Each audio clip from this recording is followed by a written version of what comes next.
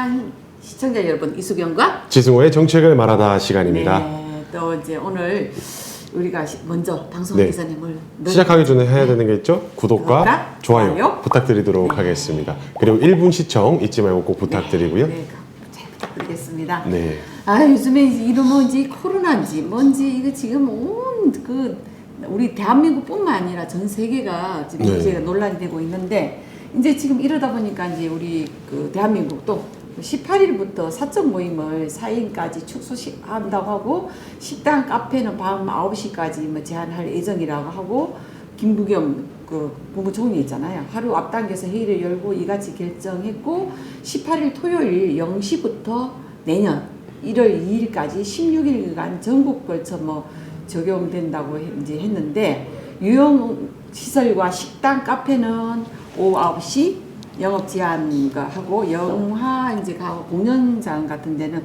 PC방은 뭐 10시로 한다는데, 다만 이제 청소년 입시 학원 등은 제외한다고 합니다. 이게 지금 어떻게 이 부분에 대해서 이게 제대로 정책적으로 맞게 하는 건지, 여기에 대해서 한 말씀 부탁드립니다.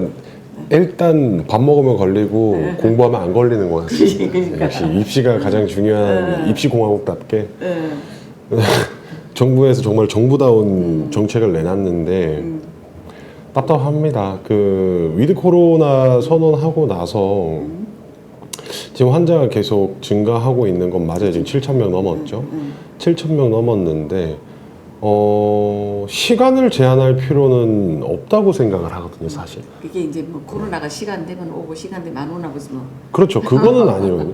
그러니까 저는 지금 현 정책은 그렇잖아요, 지금. 그렇죠. 그러니까 제가 직접 저도 자영업을 하고 있기도 하고, 그다음에 밖에 나가서 친구들 요 근래에 만나보면서 밥 먹으면서 느낀 거지만, 사실 만약에 제한을 한다고 하면은 4인, 5인 이거는 이해를 할 수 있을 것 같아요, 사실.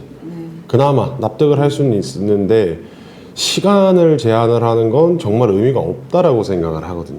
시간은. 네, 시간을 제한하는 건 의미가 없고, 아싸리 이럴 거면은 그냥 정말 셧다운을 걸어버리는 게 낫지 않을까. 차라리. 네.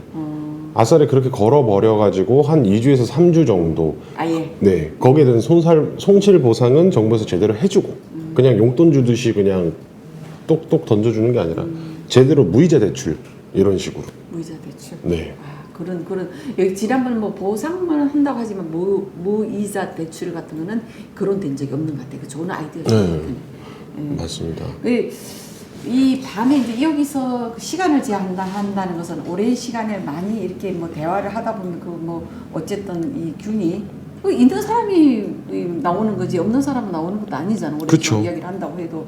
그러다 보니까 이 시간을 주다 보니까 이제 자영업자들이 더 힘들어하는 거고, 뭐 4인으로 하되 시간을 조금 제한 두지 않으면 그나마 조금 이 사업 영업하는데 아무래도 좀 낫다. 그런 이야기잖아요.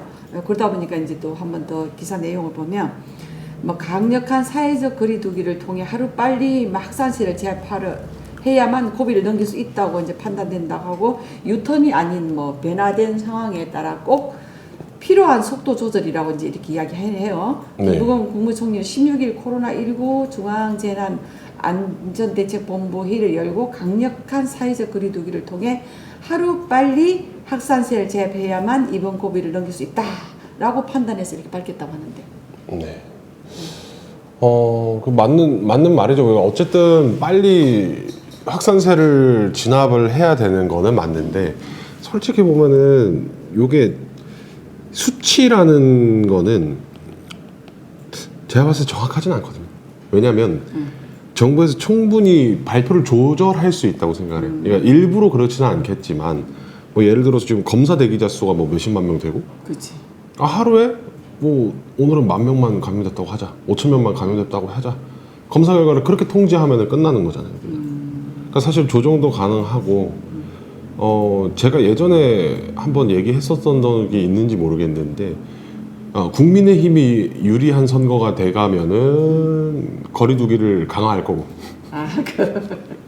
민주당이 이것도 뭐 선거가 뭐 그쵸. 아니 영향을 안 미친다고 생각은 하진 않아요. 뭐 오미크론도 분명히 영향이 미치고 하겠지만, 사실 솔직히 말해가지고 이제 국민들 대부분이 생각하는 바는 코로나 걸리면 걸리는 거다라고 생각을 하거든요. 왜냐면 예방접종을 했는데도 돌파 감염 다 되잖아요. 지금 뭐 국민의힘이고 민주당이고 의원들도 다 돌파가면 되는데 의미 없다라고 생각하는데 굳이 이렇게 또 축소시킬 필요가 있나?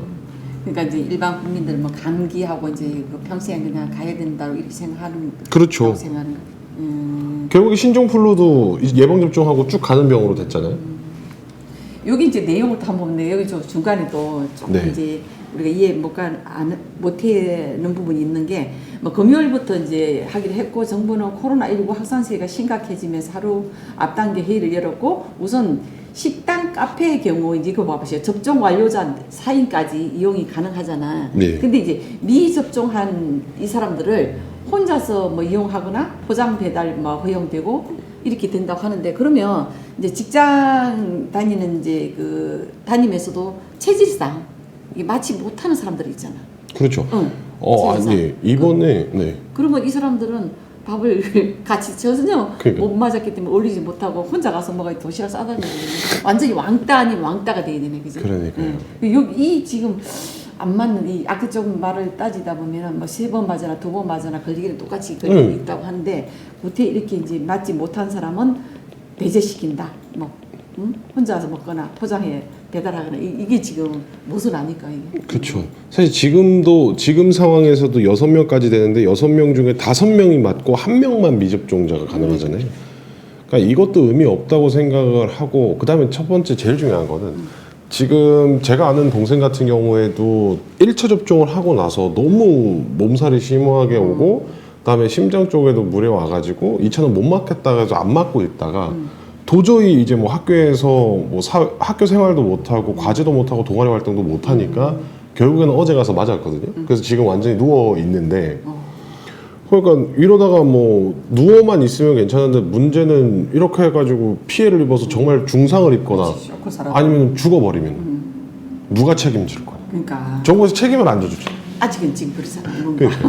그러니까 이게 이제 나의 그 체질상 지난번도 우리 이야기했지만 이 그 지금 예방접종 코로나 예방접종 그 약하고 내가 체질 안 맞아서 그렇게 발생하는 일이 있잖아요. 네. 그러면 지금 아는 지인도 그렇게 지금 1차 맞고 힘들었는데 지금 2차 맞고 지금 더 힘들어하고 있는 거잖아요. 그렇죠. 근데 대부분 또 3차 지금 우리는 이제 우리 맞을 단계인데 3차 맞고는 정말 다 힘들어하더라고요. 그 1, 2차는 아무리 치료 안 했던 이제 사람들이 3차 맞고는 막 3일씩 막 앓고 누워있고 열나고 고열나고 막 그래서 계속 얼음 찜질하고 이랬다고 하는데 이게 힘은 들었는데 이게 이제 이 3차 맞고도 이 별로 그렇게 효과가 없으니 이게 네. 지금 문제란 말이에요. 그러니까 이게 의미도 없고 그다음 네 그렇습니다. 그러면서 이제 뭐 김 총리는 그 밖에 대규모 행사 집회 허용 뭐 인원을 줄이고 일정 규모 이상의 뭐 전시회 이제 전시회도 요즘 많이 하니까 박람회 국제회의 등에도 뭐 방역 패스를 확대 적용한다고 하고 정부는 이후 연말 이제 방역 상황을 평가해 뭐 거리두기 단계를 다시 논의하겠다고 지금 하는데 왜냐면 요즘에 그 연말 되면은 송년회다 뭐다 많이 이제 이 계획을 잡았던 분들이 이 이제 사인 이것도 다 예방접종 했던 2차까지 한 사람만 가능한 거잖아요. 그죠? 그러다 보니까 이게 뭐 예약했던 분들 다 취소되고 그러다 보면 다시 이제 자영업자들은 이제 힘들어지고 특히 먹는 이 부분에 대해서 더 많이 그런 거잖아요. 이제 그렇죠. 그러다 보니까 김 총리는 정부의 영업시간 제한으로 있게 되는데 이게 직접 피해에 대한 손실 보상과 함께 방역 패스 확대 등에 따른 현실적 어려움에 대해서도 방역 지원금 명목으로 뭐 좀 더 뭐 두텁게 이제 금액이 정확한 금액 이야기 안 하고 두텁게 지원해 드리고자 한다. 뭐 관계 부처 논의를 거쳐 구체적인 지원 방안을 조속히 뭐 확정 발표하겠다 이렇게 이야기하네. 그러니까 이게 이 민주당 사람들은 그냥 정말 약간 국민들을 길들이려고 하는 것 같은 게 느껴지는 게 재난지원금도 그렇고 자영업자 지원금도 그렇고 뭐 800만 원은 작은 돈 아닙니다. 800만 원에서 900만 원 나오고 저도 받아봤는데 작은 돈은 아니지만 사실 임대료 보통 1층에서 임대하시는 분들 아무리 작은 거 13평 정도 경기도권에서 해도 200~300만 원씩 나오거든요. 4개월 버티는데 지금 2년 버텼던 사람들한테 800만 원이면 정말 3개월 2년 버틴 그 금액이 800이라고? 네. 그 1년 동안 그러니까 1년 기준으로 전에 이제 손해 난 거나 뭐 이런 거를 해가지고 비교를 해서 주는데 문제는 뭐냐면 이 800만 원이 해봐야 3개월에서 4개월치 월세밖에 안 된다는 거예요. 그렇지. 그러니까 그럼 뭘 먹고 살고 융자 받으면 어떻게 하라고? 그렇죠. 그러니까요. 그런데 문제는 또 정부에서 죄다 막아놨잖아요, 대출을.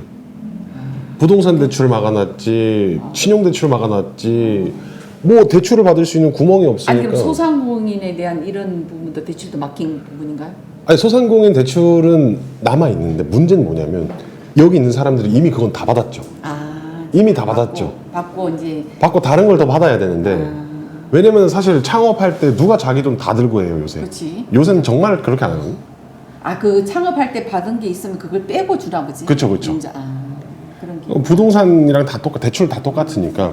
그래서 저희가 그러니까 자영업자들이 바라고 원하는 거는 결국엔 이렇게 800만 원짜리 용돈으로 선심 쓰듯이 주는 거 말고 버틸 수 있게, 그러니까 이 시국을 지나가서 좀 버틸 수 있는 자금을, 목돈을 마련하고 싶은 거거든요.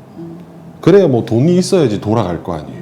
그러니까 이거를 무이자로 줄 수 없으면 뭐 1%대 금리로 초저금리로 해줘가지고 풀어주든지 이런 식으로 풀어줘야 된다고 생각을 그게 하는데. 현명하네. 왜냐면 그렇죠. 왜냐면 그냥 무한정 정부의 돈이 없으니까 주는 것도 지금 우리 정부 나라 빚이 막 차곡차곡 쌓여가고 있는 단계다 보니까 그쵸. 그렇게 금리를 아예 없게 해주든지 아니면 최소한 그 금리를 받고 융자해주든지 이걸 그쵸. 이야기하는 거죠. 그리고 그 융자금은 어디서 구할 거냐고 하면은 그 민주당 맨날 잘하는 거 있잖아요. 대기업한테 뜯어내는 거. 그럼 대기업들한테 너네 세금 좀 감면해 줄 테니까 너네가 기금 조성을 해라. 기금 조성을 해가지고 방법까지도 이야기 전에 또. 그거 아니 그죠. 그렇게 해가지고 뭐 한 뭐 1조 정도 조성 못 하겠어요? 다 털어내라 이래가지고 역시. 사재 털어내라. 지금 이재용 삼성 부회장 18조가 냈다며요. 그러니까 저번에 그 저기 뭐냐 상속세인가? 그러니까 근데 그 1조 못 하겠어요. 그러니까 1조만 해도 사실 숨통 트여질 수 있는 구멍을 만들어 줄 수 있잖아요. 그러니까 좀 그런 거를 만들어 줘야지 정말 답답한 것 같습니다. 이제 여기서 이제 또 그 기사 내용을 이어가면 어렵게 시작했던 4단계 일상 회복의 발걸음이 45일 만에 네. 잠시 멈추고자 한다면 지금은 뭐 잠시 멈춘 일상 회복의 길에서 유턴이나 후퇴가 아니라 변화되는 상황에서 따라 꼭 필요한 속도 조절이라 강조했고 그러면서 멈춤의 시간 동안 정부는 어려움의 대응 역량을 탄탄하게 보강했다. 뭐 국민들께는 적극적인 백신 접종으로 화답해 달라고 이제 했고 특히 60세 우리 나도 60세 이상 어르신들은 3차 접종이 매우 시급한 과제라고 백신 접종과 방역 지침 준수를 호소했다고 합니다. 이렇게. 그러니까 이것도 문제인 게 사실 저는 의료 전문가가 아니기 때문에 어떻게 역량을 강화할 수 있을지는 모르겠고 다만 지금 정부에서 항상 강화하겠다고 하는데 강화하는 꼴을 못 봐가지고 맨날 그냥 여기서 여기로 주먹구구식으로 하니까. 왜냐하면 지난번에도 이 위드 코로나 하면서 뭐 병상이다 뭐다 다 확보됐다고 했잖아. 근데 실제 지금 닥치고 보니까 그게 안 된 상황이라고. 그렇죠. 그러니까 응급실이다 뭐다 지금 보면 병원에 보면 전화를 30통 40통 해야만 겨우 한 군데 연결이 될까 말까 그 정도로 지금 안 되고 심각하다는 거지. 그러면 대체를 지금 했나? 지금 요번에 이렇게 지금 이도 기간 동안에 정말 그 정부에서 의료 대응 역량을 탄탄하게 보강할 것인지 이것도 믿어 의심치 않네요.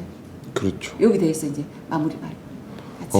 일단 제가 말씀드린 대로 어차피 여기서 피해보는 건 국민들도 피해를 많이 보시지만 가장 피해를 많이 보는 건 자영업자라고 생각을 합니다. 저도 자영업자 한 사람으로서 정말 안타까운데요. 그나마 배달하시는 분들은 나은데 매장을 직접 운영하시는 홀 운영하시는 분들은 정말 타격이 크거든요. 그러니까 이분들이 하시고 계신 사업을 포기하지 않고 유지할 수 있도록 그런 기회를 주는 그런 정부가 됐으면 좋겠습니다. 오늘 방송은 여기까지 하도록 하겠습니다. 지금까지 지승호, 이수견이었습니다. 감사합니다.